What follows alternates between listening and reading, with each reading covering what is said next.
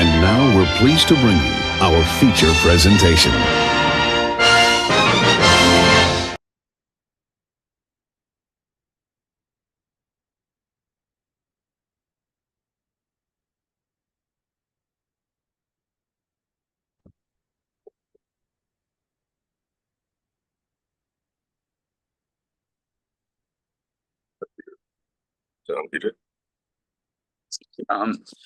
Good afternoon, everybody. Welcome to second meeting for our Beta Alpha Psi. Today we have Alex from JPMorgan Chase coming, and Alex, whenever you're ready, you can take the floor. Absolutely. Thank you, Damien. Could everyone hear me?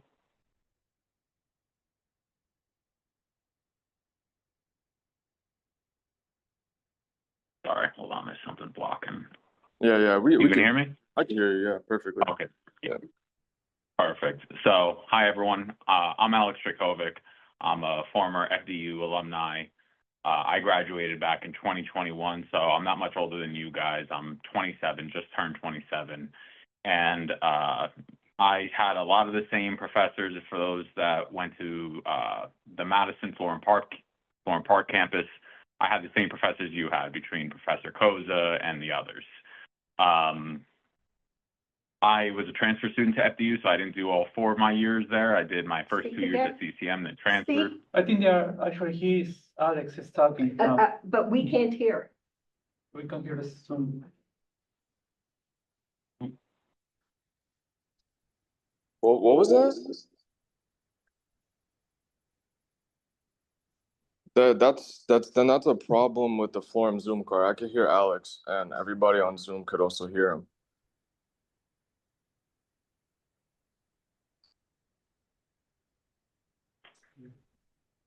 Can somebody say? Can someone talk, please? Yeah, can you hear me? Yeah, we can. Are we muted? Can you mute us? You could now? We're good? Yes, now we can hear. Fantastic. So really quick recap. I'm a former alumni. I graduated in 2021, bachelor's degree with finance with a concentration in wealth management, financial planning. I was in the same position as a lot of you guys, whether you're freshman, sophomore, junior, senior. I came from a 2-year school, a county college, and transferred into Fairleigh Dickinson because I've always been very cost efficient, and I grew up very, very, very lower middle class. So finance has always been a passion of mine because I saw the harsh reality of life. Get out of here. Sorry, I have cats. Anyways. Hold on. Sorry, mailman now. All right, enough. Anyways, yeah, so I sat in the same position as you guys did. I had Professor Koza and other professors among the TNEC campus because I was a part of the COVID pandemic when graduating, so I had a whole bunch of different professors. I'm going to try keeping this an open floor because I am also not here to lecture you guys. You guys are learning a lot in school. I'm here to tell you about what I do for work, about how I help clients, about the important skills that differentiated myself from other individuals graduating college. So to start off, I have a mini agenda in my head, but I want to open up the floor to anyone who has any questions before I get started.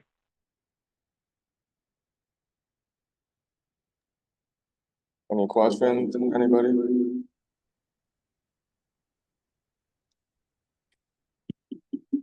No? Okay, Alex, you can continue. All right, perfect. So, for me, graduating, I don't know how many seniors I have here. I don't know how many juniors I have here. For me personally, I started in banking when I was 18. I started at a little community bank because I needed a way to pay my car insurance and my cell phone bill. So I was working near full-time, 30, 35 hours a week, plus full-time school. So I started off as a teller, got promoted to a banker within about a year. And from there, I stayed with a small community bank in Jersey called Lakeland Bank, who got bought out by Provident Bank as of recent. I had to build up a resume. right? A teller, just learning the insides and outs of banking itself, knowing how transactions are processed. Then I got promoted to a banker, and within the banker role, if anyone's pursuing going the banking route on the retail end, that's the retail end is the branches that you guys physically walk into to open up your accounts. The banker role is probably one of the most miserable things to learn, between the documentation, compliance, regulations, et cetera. And it's a really steep learning curve because everything you do is in front of someone. So if you don't know what you're doing, it's a lot of pressure. After that, once you start learning the documentation, the rules of the road, et cetera, it becomes easier just like any other job. But then from there, I worked for Lakeland Bank for about 4 years, and then I was under the mentorship of my financial advisor there because I aspired to become a financial advisor, and he was the one to tell me, hey, it's time for you to get out of here. It's time for you to spread your wings and go to JPMorgan Chase. So just so you guys know, I didn't have it easy either applying to JPMorgan Chase. I applied 3 times as a teller, so I was taking a downgrade in a position. I applied as a banker, that got declined, and then I applied as a banker again, got declined. Then I had a professor in Fairleigh Dickinson. His name is Craig Weinstein. He's senior management of JPMorgan. He really helped me out. One of the things I really encourage you guys to do, especially you juniors, you seniors, you have to make connections. It is one of the most important things because you got to remember, you're going to be graduating college at some point, whether it's a bachelor's or a master's. What separates you from the other candidates? I had 0 internships. I just had working experience. And JPMorgan Chase is a completely different animal than what I came from. I had the foundations of banking, but I had none of the necessary skills and tools. And I still talk to my wealth management director and market director to this day, and we kind of laugh about it because I was literally a shot in the dark. The guy told me, he interviewed me, he liked me, and he said, you know what, Alex, I really like you, but guess what? I hate your school schedule because I was a senior at this point when I got hired. It was my last semester at FDU.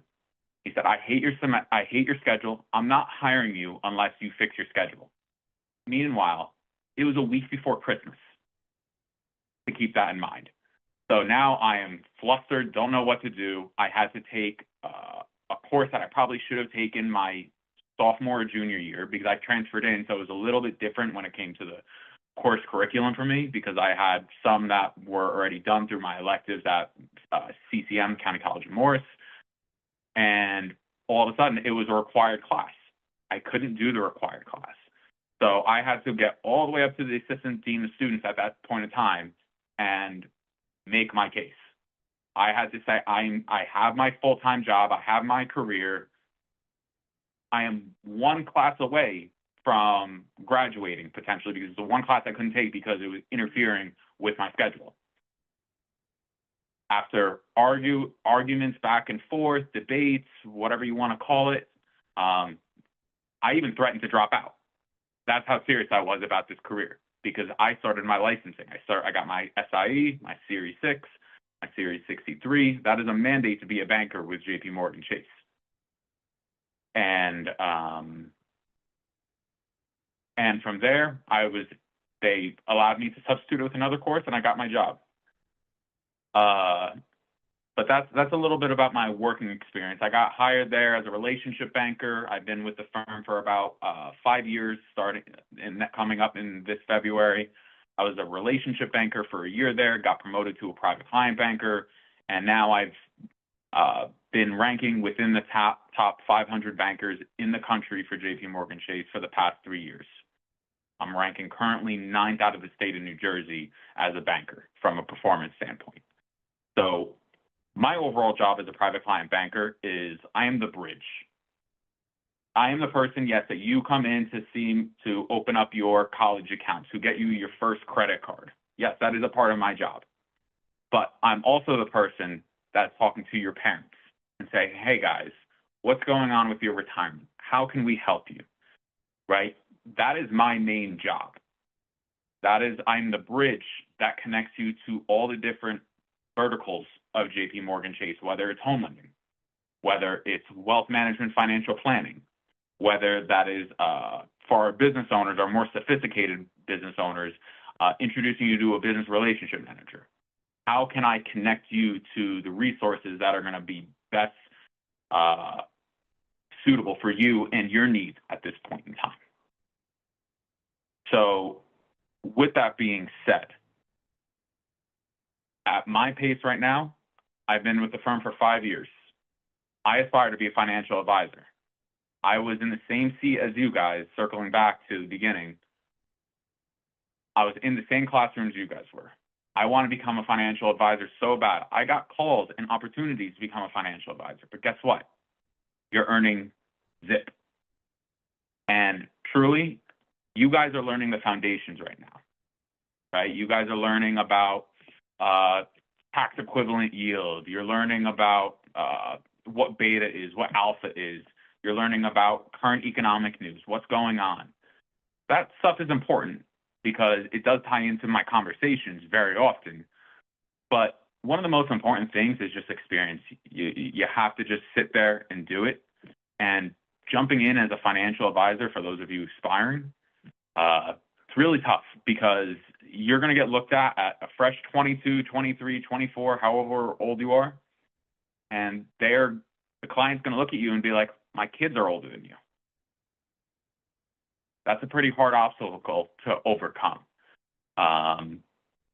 Just takes time of reading the room, of knowing the right things to say, understanding who you're talking to. It's not about how much you know, because you can talk over a client's head and then you may have thought you killed the meeting, but the client didn't understand a single word that you just said. And then that meeting is pointless and the client never calls you back because they feel stupid in front of you.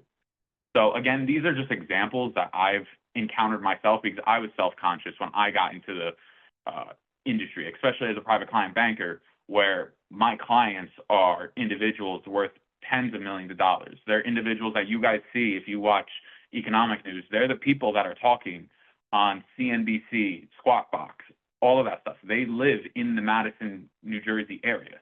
They commute to the city. They are my clients. So that was a really hard obstacle for me to overcome personally. But as I just matured within the role, learned from my peers, got the mentorship from my financial advisors, and became more knowledgeable and mature in my conversations and my demeanor, that changes the way I hold meetings, the way I conduct myself as a partner in a relationship, especially a financial relationship.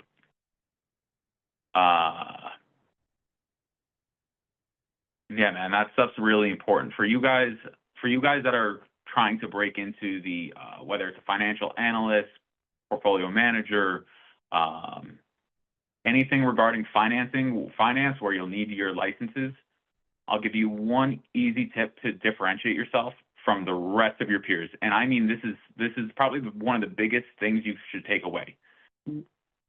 Whether you do it through FDU or whether you do it yourself, please begin studying and take the SIE before you graduate.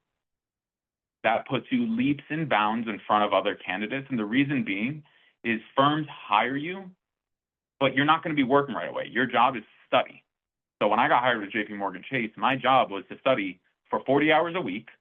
I had 4 weeks to study for the SIE and pass. If you don't pass, you don't just move on to the next test. You have to take another 30 days mandatory through FINRA to retake the exam. Now your manager looks at you and like, you're wasting 30 days of my time because you just failed the exam. And I've seen tons of people go through this role, right? I've seen people fail multiple times. And then at that point, your position that you applied for it's long gone. Now the hiring manager has no idea what to do with you. You're in limbo, and it just puts you in a really bad position. So when you come in with your SIE, you're past the harder test. That's the harder test before, and I'm not including the Series 7. I'm actually studying for the Series 7 right now, so I'm going through that. But the SIE is the harder test because it's so broad and there's a lot of information. But once you pass that, They have confidence that you know how to pass tests, you know how to take tests, you know how to study. You come in with that, you're leaps and bounds above other candidates. It's even one of the things that JPMorgan Chase now we're doing is we interview a fresh college grad. We'll say, you know, on your time, go take the SIE, go work for another bank, go work somewhere else. That's fine with us. Go get the SIE. Once you get the SIE, you can come on back. Because, you know, the firm's paying you to do a job. Your sole job is to pass this test. So my biggest takeaway, one of my biggest takeaways for you guys entering the workforce and wanting to enter a position that needs licenses, just get the SIE, whether it's through the FDU as a one credit course or if it's through yourself. One of the really important takeaways there. So now, in regards to meetings with clients, I was in your guys' position where I'm learning this stuff, I'm trading stocks on my own, reading stock news, I'm paying attention to politics, all this kind of stuff. And I thought I knew it all. I didn't know a thing until I started sitting with clients. And that's going back to talking over clients' heads. So you can throw all the fancy statistics you want out there about the 30-day moving average, the one-year return, the VIX index. You can throw all that in there. To clients, it really doesn't mean anything. The most important things to clients is, will my money grow in a safe, professional manner? Do I have enough money to live? Will I have enough money to retire? Will I accomplish my goals? Those are the most important things to clients. All the additional facts, information that you guys are reading up on, learning on, that is all supplemental to your conversations for a client who is maybe more literate in the financial space or just maybe is more sophisticated with their conversations. Like I said, reading the room, understanding what your client wants is step number one. If you can do that, you're already 50% of the way there. The rest of the way is getting them to like you, to trust you, and from there, helping them understand what their goals are and how you can help. I actually do have some documents I can share on the screen, Damien, if you're allowing to share screens, because I wanted to bring in at least a portfolio or two from JPMorgan. These are the clients, these are the same portfolios that my clients of $25, $50 million utilize. And I can show you guys some of the stuff on there, the typical pointers that we make with clients, and just showing you guys the data points that we will touch on if needed. Yeah, whenever you're ready. Does it let you screen share? Let me see. Oh yeah, look at that. I think it does. All right, that's perfect then.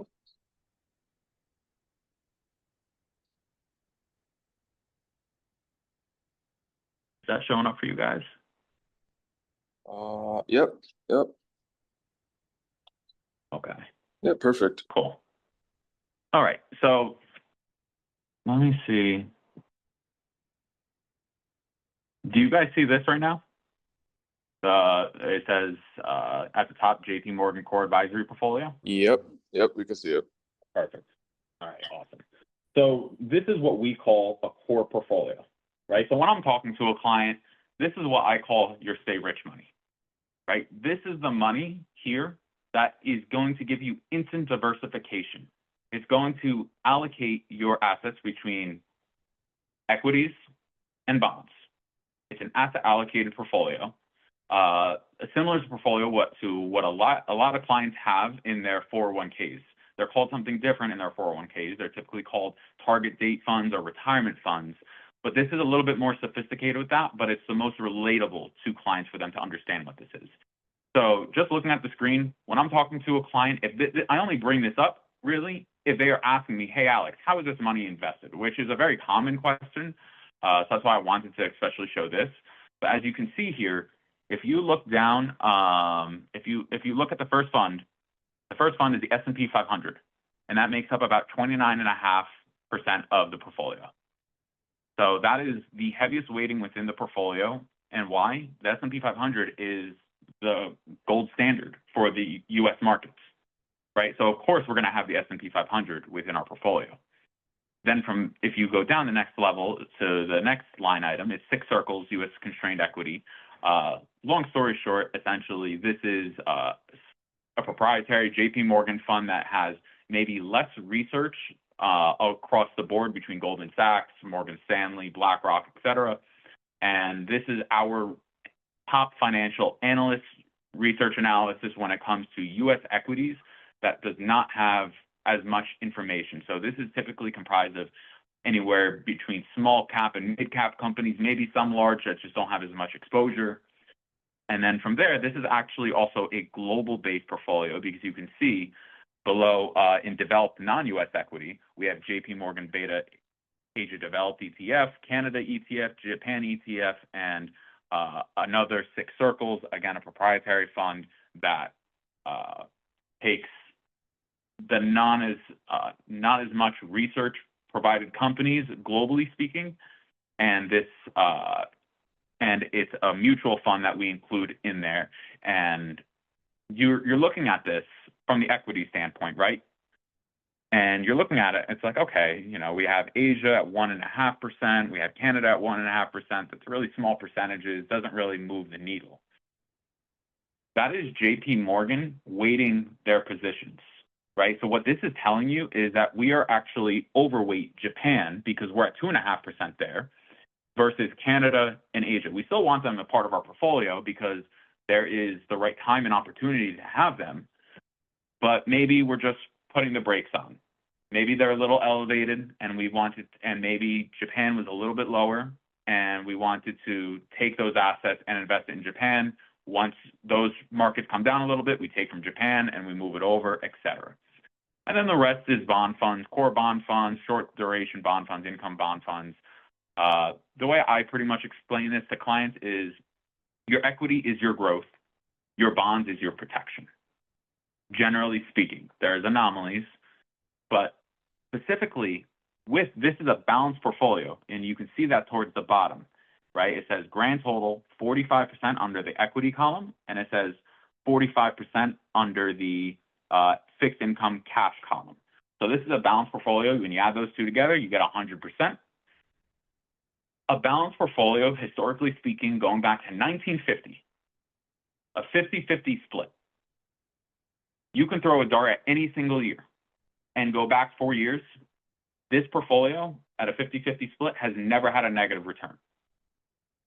That's really important for clients to hear because remember what I told you guys. When you're speaking with clients, they don't want you to be making them 100% return in a year. Why? Because there's the risk that's associated with that. Not easy to do. They want good, sound returns that with investments that are predictable. They don't want to see the S&P 500 up 30% and they're up 5%. They don't want to see that. That's not what they signed up for. They don't want to see the market down 10% in a year and see their portfolios down 35%. That's not what they signed up for. They want you to help them achieve their goals, and you're not going to be doing that through constructing these wild portfolios that is all growth, growth, growth, growth, growth. So, like I said, you can throw a dart at any year, 2008 financial crisis, .com bust, COVID, whatever you want, and you've never seen a negative return with this portfolio. Really powerful for clients to hear that. This portfolio swings anywhere between 50 to 60%. So how this differs from a target date fund typically found in a 401k company is a target date fund is done on a sliding basis. Meaning if you have a target date of retirement, that's typically what they do. If you're supposed to retire in 2060 when you guys enter the workforce, well, that means every 3-5 years, it's going to go from 100% equities to 95% equities to 90% equities. Every 3 to 5 years, it's going to be dropping, not because of the markets, because of the year. This portfolio has a mandate of staying between 50 to 60% equities. It cannot go over, cannot go under. And we adjust those scales based upon the underlying economy, domestic economy, global economy, market trends, etc.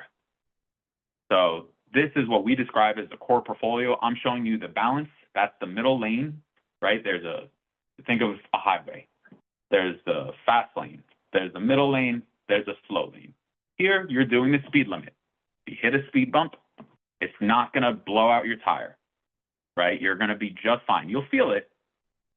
And the speed bump being reference to a recession, right? You're going to feel it, but it shouldn't take you off track for your goals. Now, this is just getting a little granular for clients. We show clients typical returns. So if you look at this composite gross, composite net, gross is the highest fee that can be charged to your account. All firms have to disclose any investment material that you're providing has to reflect the highest fee. So to start this portfolio, the minimum is about 10 grand. But this is used by clients, like I said, my clients that have 20 million in this. But this is available to all clients with a minimum of 10 grand. So you can see 3%, 6.5%, 11.5% over the course of 1 year. 3-year return is about 11.7, and these are annualized returns. So when you're talking to a client, you're telling them, hey, you're taking half the risk of the market, essentially. And over the past 3 years, you're averaging a rate of return of 11.7%, when over the past 20 years, the S&P 500 has returned an average annual return of about 9.5%. That's pretty good. That's what a client wants. They want stability. They want less risk, right? That's what we call risk management. Instead of taking on the risk of the market, you can take on less risk and get equity-like, and you can get market-like returns. Anything else to show from this slide? For you guys that are taking your finance classes right now, see this stuff over here, tracking error, information ratio, beta. Beta is very, very important. Up market capture, down market capture, R squared. This is all stuff. Up here you got standard deviation, alpha. This is stuff that we rarely ever go over. But like I said, a more sophisticated client, if I'm talking to a financial analyst, if I'm talking to a portfolio manager, if I'm talking to a CIO, this is the stuff that we could touch on. Most of the time, we don't even get there. But that's a little bit about that. Now this. So this is something that we do for clients. This is what you guys think the job is. It's your stock picking, right? This is based upon the S&P 500 total return, right? So this is managed by a portfolio manager. Her name is Susan Bao. She's a rock star. She's been managing this fund since 2008.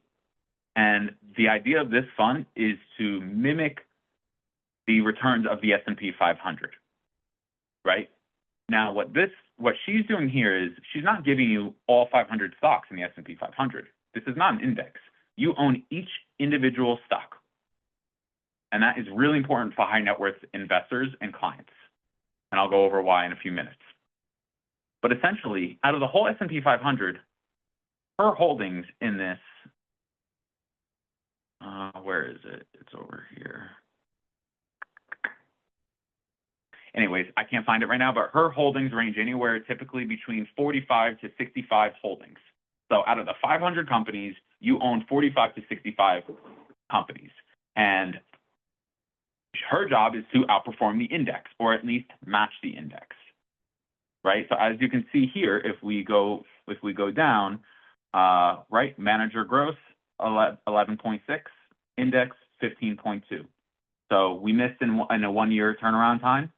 In 3 years, 21.6 versus 19.7. We beat it. Over 5 years, 17.1, 16.6. We beat it. Again, you see this trend over and over again, even since inception. And since inception is 1986. So this portfolio has a proven track record to beat the S&P 500. Now, the reason for the 1 year return, little geeky, again, I don't go over this with clients, but the reason it's actually underperforming the S&P 500 is United Healthcare. If you guys pay attention to any of the individual stocks, United Healthcare went from like $600 a share all the way down to like $240. And since it dropped to its low at $240, it's back up as of today to like $340 340, 350, somewhere around there. This portfolio manager, Susan Bao, she meets with the company she's investing with. She speaks with them, each and every company, and she understands their balance sheets. She understands what their goals are, what their objectives are as a firm, how they're doing, what their outlooks looks like. Because at the end of the day, she's telling these firms, hey, I'll include you in my portfolio if you're doing a good job. If you're not doing a good job, I'm taking you out of the portfolio. And now the company loses a lot of money. As you guys can see, strategy AUM, that means strategy under management, $22.4 billion as of June 30th, 2025 is being managed under this portfolio, right? And that's just the whole strategy as a whole. Within the firm, JPMorgan Chase, it's around $3.8 billion. And going down here, calendar performance, you can see on a calendar basis, the returns there. Really solid returns. And here we show clients, look, these are all companies you recognize. These aren't wonky, weird companies out there that can enhance or reduce the performance of your portfolio. These are the same companies that are within the S&P 500, right? And depending on the client, we even go over sector breakdown, right? So compared to the S&P 500, how does our allocation towards different sectors match up? So we can see that we're overweight materials. See manager percentage, right? Susan Bao, she is overweight materials compared to the index. She is underweight industrials.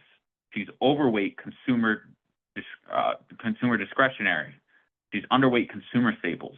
She's overweight healthcare, overweight financials, infotech, she's actually underweight, and telecommunications, and then the rest is about even. Besides real estate, we do not own any real estate in this portfolio. Whoops, hold on. I don't know what I just did.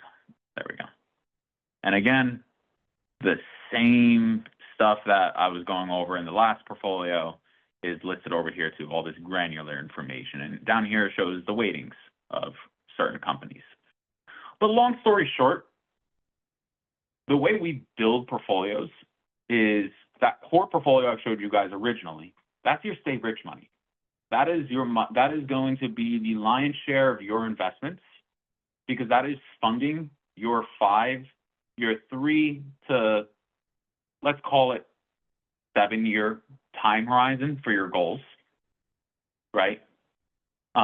This portfolio, this is funding your 7-year plus goals, right? This is funding your retirement. This is funding college education. This is funding whatever is far out there, because this is taking the risk of the assets up to the beta of the S&P 500, right? While your core portfolio, that is taking less risk than the market, because we do not want to have a moment in time where you say, hey, I need this money, and you are down in your principal. We don't want that, right? So this is the money that is intended to grow, and what we do there is we take the different amounts and we say, okay, this is your blended return. So out of $1 million, if we put $800,000 into our core portfolio and we put $200,000, we tell clients, very easy to understand, you are going to love the portfolio that's on the screen now when the market's going up. You're going to be calling us and you're going to be saying, hey, we need to put more money in here. We need to put more money in here. And we're going to say, hold on, right? All of a sudden, when the tides turn, we go into a recession, the market's down 20%, you're going to hate this portfolio, right? Because you're taking the risk of the market. It's 100% equity play. All of a sudden, this balanced portfolio is going to be down, but significantly less. That's when you're going to say, this is a much better investment. I didn't sign up for this, but you did. Don't forget, you did. You loved it when it was going up.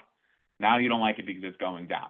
But that's my job as the banker and my JPMorgan partner to call you during these tough times, to hold your hand, right? When you have these two, we say, hey, remember the goals. Remember why we're here. Remember why we sat down originally. And then if you're saying, I can't handle the stress, we can say, okay, you invested $200,000 here. Let's take 50 grand and let's move it to the core portfolio. That makes you feel better. It makes you feel like you won. It makes you feel like you won. I told my advisor I was too aggressive. I needed to take less risk. I won. But guess what? All you did was take money and go from 100% equity to 50% equity. You're staying invested to achieve your goals, and you did what you came out to do. You stuck it to me. You said, you lost me money. We need to make a change. And we put you into the balanced portfolio. But then once we start seeing the bottom, we start seeing things get better, we call and we say, hey, it's time to add money to this 100%, right? Because we want more equity exposure. Let's take 30 grand from your equity portfolio and add it back to your, your balanced portfolio and add it back to your equity portfolio. So that is the way that financial advisors now manage assets. It's through what we call managed accounts. For you guys that are aspiring to become financial advisors, you do not want to be the one picking the stocks. You put yourself in a really bad position because as a financial advisor, right, you have to meet prospects. You have to meet ongoing clients and review accounts, etc. You're going to be in charge of marriages. You're going to be in charge of divorces. People are going to die. And then on top of all those things that happens with your clients, not to mention what's going on politically, what's going on in the markets on a U.S. basis, global basis.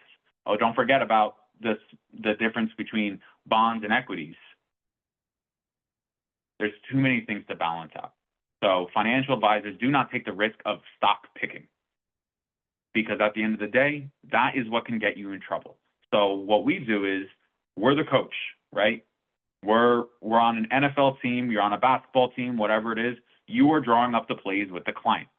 You're drafting your players, you're drafting your strategies, you're implementing the strategies, you're saying how much money is being put into each strategy, and together we come up and we make a decision.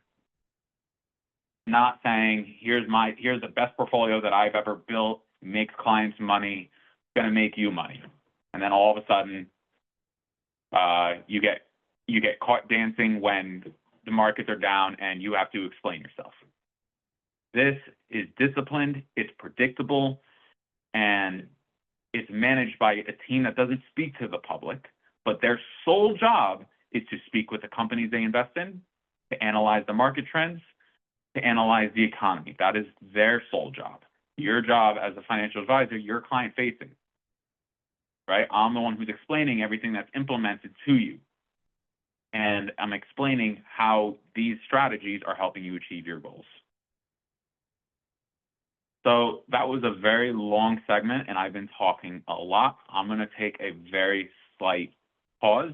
Does anyone have any questions about anything I went over? Anybody have any questions? Anybody on forum? I got one. Okay. Alex, thank you so much for that. That was very informative, interesting. Absolutely. I'm curious as to how long after you left school did you get, comfortable and like settled in your position, like that you became confident in your skills? It's not so much the school part. It has nothing to do with the fact of school. Like, school gave me the skills to be more comfortable, because school gave me the ability to hold a conversation with my peers, to show them that I have a baseline understanding of what we're talking about, right? School didn't prepare me for sitting down with clients and having these conversations. It was trial and error. You're sitting down with clients. There's no way around it, right? You're live. You're not sitting behind a computer in a chat room where, you have time to think about things. Someone asks you something, you have to have a response. Or if you're gonna be talking about how you can help someone, you got to explain how you can help them. There's more times than I count. I dropped the ball. I said the wrong thing.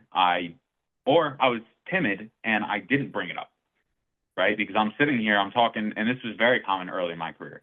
I was sitting with a financial analyst or someone who has $3 million that they're managing themselves in their investment account, I had no idea how to engage in that conversation. You know what you're doing. You got $3 million in your account, right? Not all about performance. And that's the thing that really made it very hard for me to overcome. I was always so driven about how much I know to impress someone. I want to speak to your language. I want to speak to you. I want to impress you with how much I know. At the end of the day, I lost more than I got from it. When I see someone managing $3 million and it's a husband and wife on the account, right? I say, who's managing the money? And whether it's the husband or wife, they raise their hand. I say, all right, you clearly know what you're doing. You did a great job with this. What happens if something happens to you? Is your spouse comfortable managing this? That's a different way of talking to someone to make them come to the realization of like, oh my God, what if something does happen to me? Because remember, to accumulate $3 million, sure, the anomaly is the 35, 40-year-old with $3 million in an investment account. The more normal thing is someone who's retired, who's built up 401ks, IRAs, and investments totaling $3 to $5 million, right? In the event that something happens to you, you've been managing this in your entire life. What's your spouse going to do? Where do they start? Where do they pick up? And it's not to mention, I'm giving you a client that has their money with JPMorgan. What about the clients that have it over with Empower, with John Hancock, with Charles Schwab, Fidelity, and Merrill Lynch? They have 5 different brokerages. What do they do then?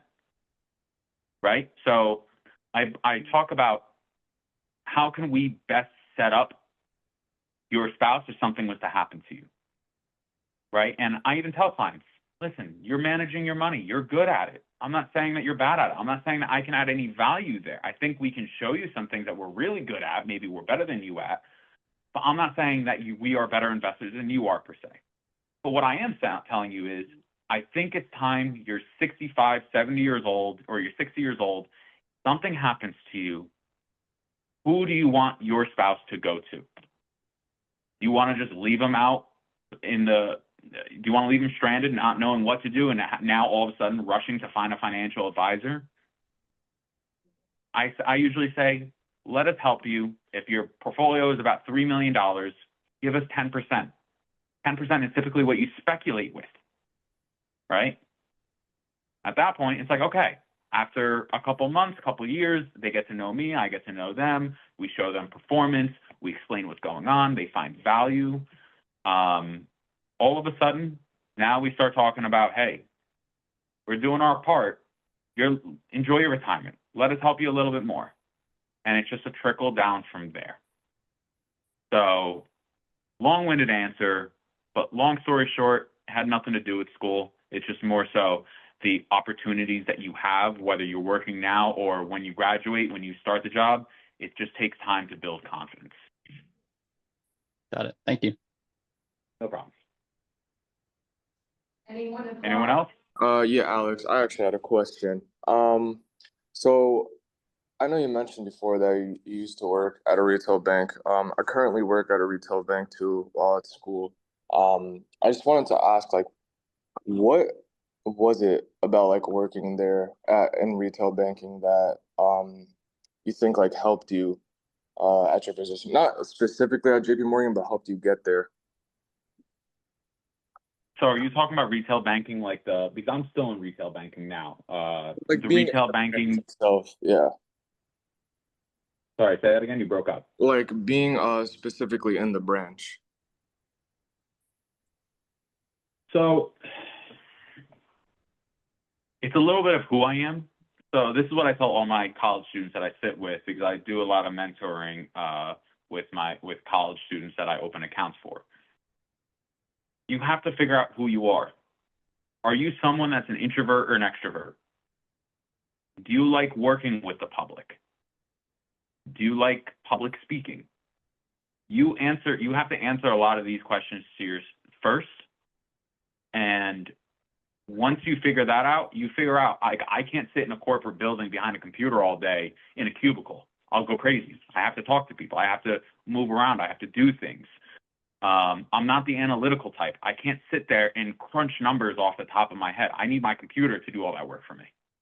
I can talk to people. I can build relationships. I can manage expectations. That's really what kept me in retail banking was it's a way that I look at myself helping people, right? Technically, retail banking, in the word retail, yes, I'm selling. I'm selling clients wealth planning. I'm selling them doing their mortgage with us. I'm selling you our credit cards, our banking accounts. But at the end of the day, this is in a way for me giving back because I'm not in the position to be donating money. I'm a little bit older than you guys. I don't own my own home yet. I'm renting an apartment, right? I got boxed out of the homing market. I tried for the past 2 years. It's just not for me in northern New Jersey. But for me, it's retail banking just sung to me because I liked working with people. I liked dealing with people. I liked building relationships, and I love seeing them grow. I want to grow with my clients. So that's ultimately what kept me in there. And not to mention anything sales related does pay pretty well. Thank you so much. Of course. Does anybody else have questions? Going once, going twice. You do. You Okay. He should hear you from here. Hi, Alex. Very impressive. Nice story.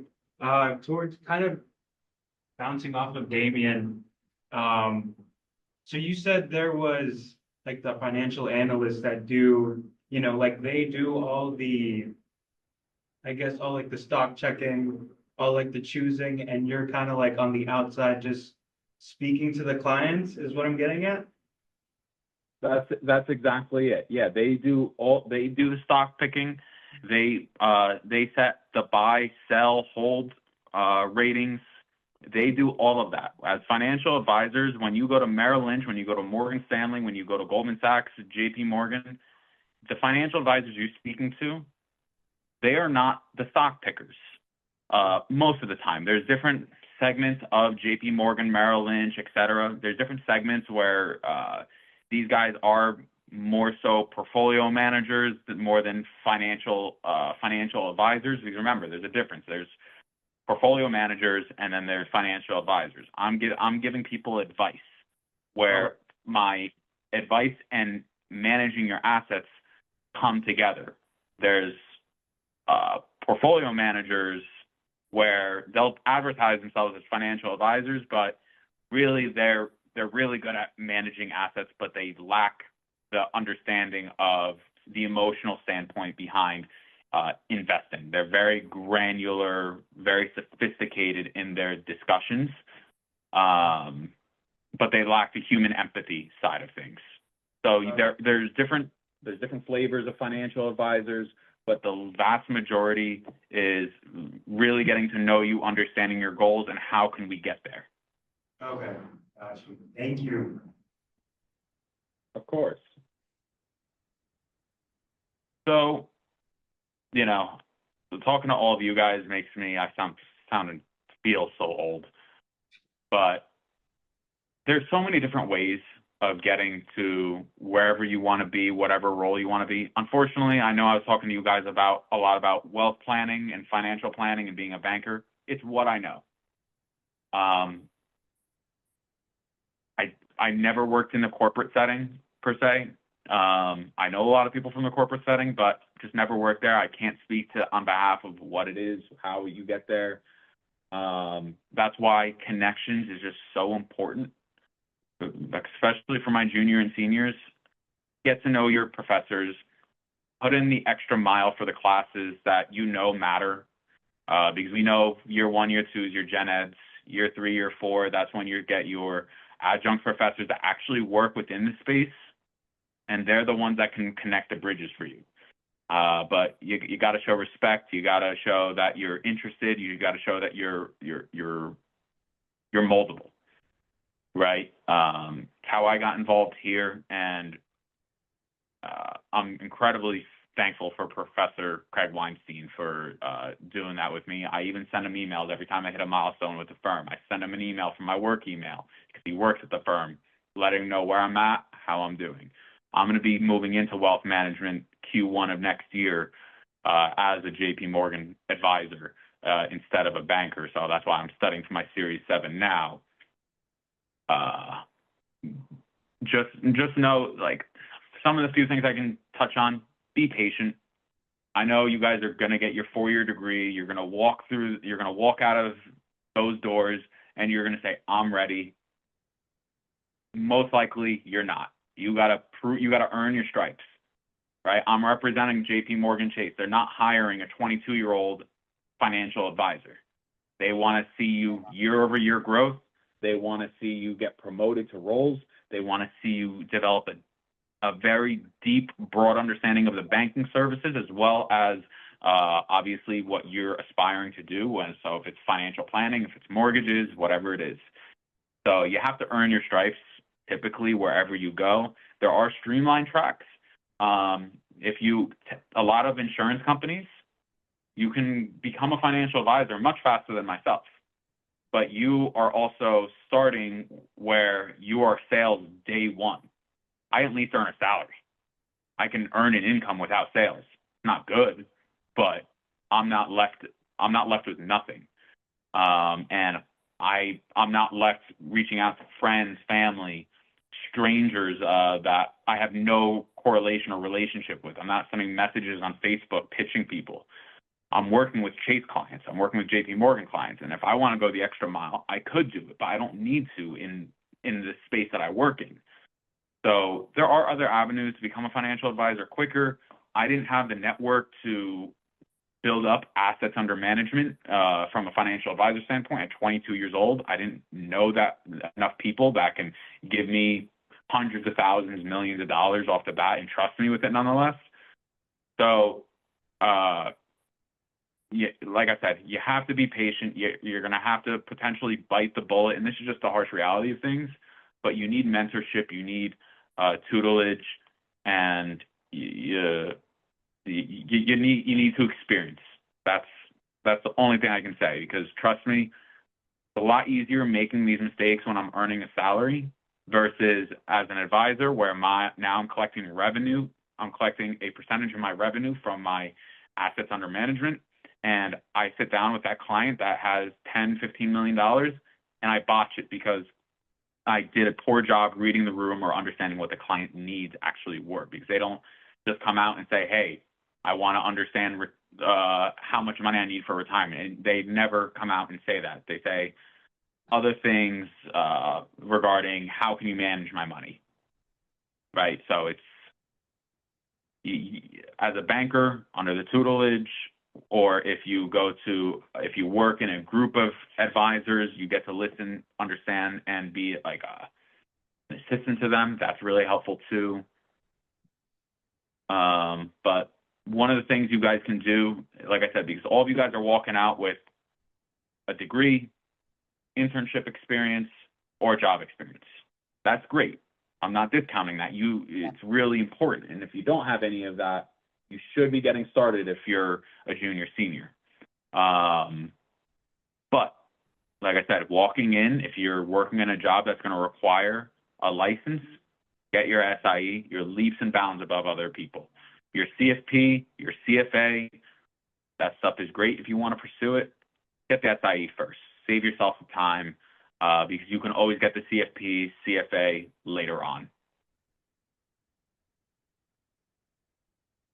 Thank you very much for taking the time to talk to us. Thank you very much. Yeah, absolutely. Well, I'm more than happy to talk to anyone. If anyone has any additional follow-up questions you think of after the call, I can have Damien share my email address with you guys. If any of you guys are at the Florham Park, Madison campus of FDU, I work at your local Madison branch. So you can literally walk in the branch and come see me anytime. Yeah, always feel free to reach out to me. It's something that I'm passionate about doing. It's one of the ways that I see myself giving back to people of my age and just the community in general. So I'm always happy to talk. Thank you. Thank you. Thank course, you you so guys. much, Alex. That was beautiful. Thank you for coming to speak to us.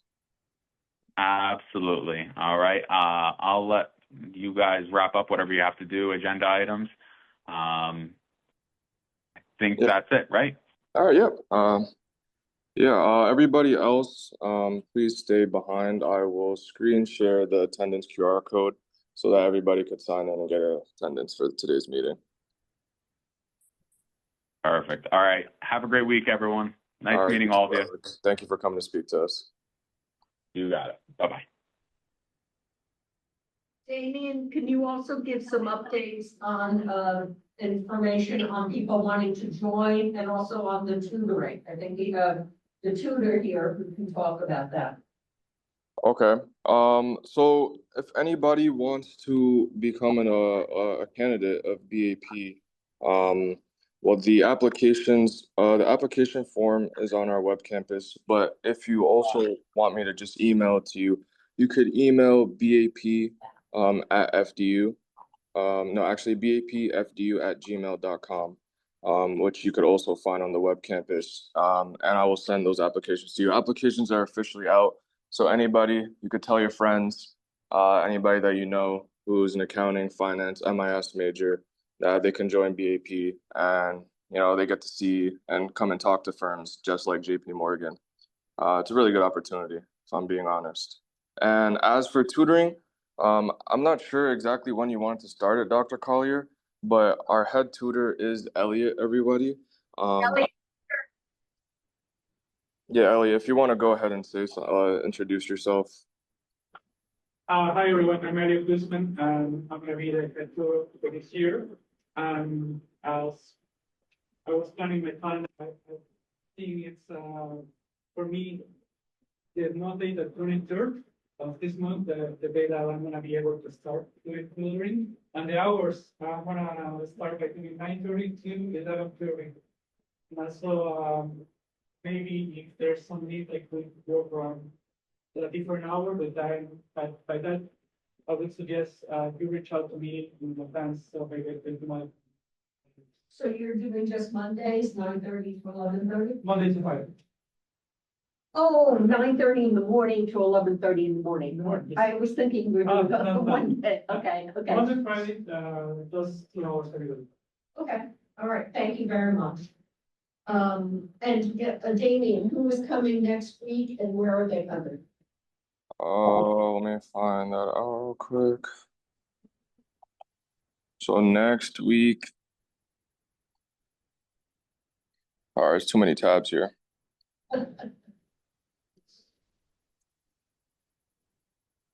Nope. Nope. Oh. Sorry. Just give me 1 second. I'm pretty sure next week is we don't have a meeting though, but I just want to confirm.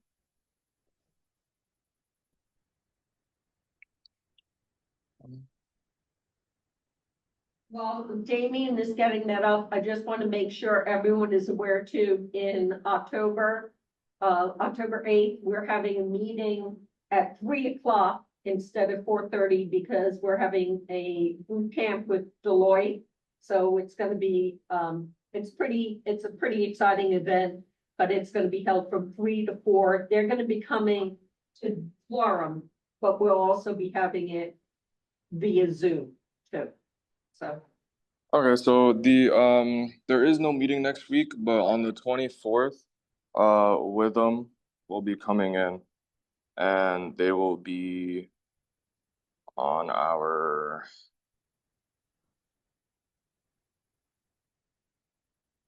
They will be on the Florham campus in person. Okay. Okay. Yep. Any other questions from people? Nobody has any other questions, then that will be all for today. Just make sure you sign in for attendance, please. Thank you, Damien. Okay, no problem. Thank you, Dr. Collier. Thank you for everybody who came to today's meeting. Thank you, guys. That was a nice change. Thanks to have finance instead of the CPAs. Everybody else to take the CPA. New. Thank you. Have a good day. Israel, Yes, I know are you in Lakewood or Montvale? I'm actually online. I'm located in Brooklyn, New York. Oh, so you're in neither location, okay. Yeah, So just let us know if you're interested in joining and, yeah, you'll know what our next meeting is in 2 weeks. beautiful. I will let Will I fall again?